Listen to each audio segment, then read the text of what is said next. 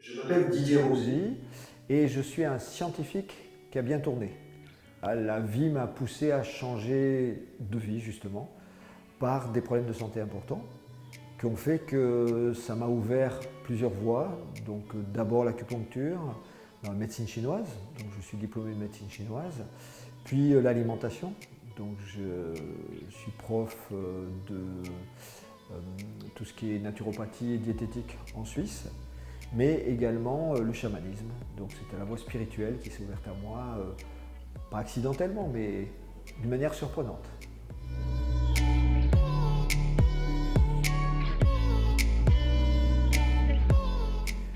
Le festival, c'est pour nous la marque que dans notre monde où on vit que des divisions, on est la preuve qu'on est capable de réunir des personnes qui viennent de tous les continents, de tous les horizons, et nous sommes capables d'œuvrer ensemble, de mutualiser nos compétences, de pouvoir parler d'une même voix, quelque part, qui est la sauvegarde de notre terre.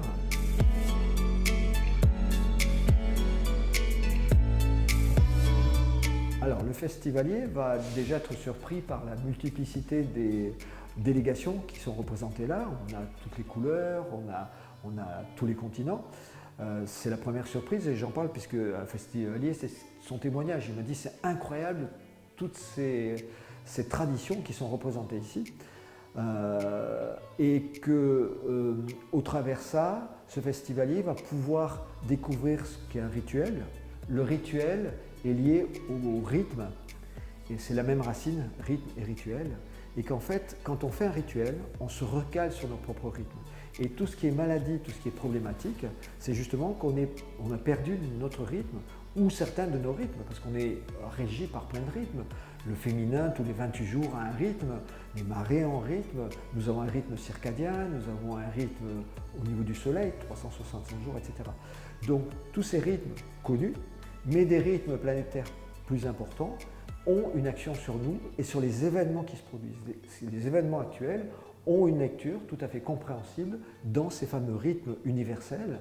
Et donc, quand on connaît ces rythmes et qu'on connaît le principe, ça nous permet de mieux appréhender la situation actuelle et savoir à peu près ce qui risque de se passer ou ce qui va se passer en fait.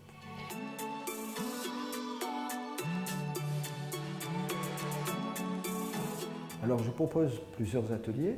Un atelier sur les plantes sauvages, donc on part dans la forêt, on va rencontrer des plantes sauvages, rencontrer les devas, les esprits des plantes, qui, quand on en fait des alliés, sont déjà extraordinaires, par exemple pour trouver une plante.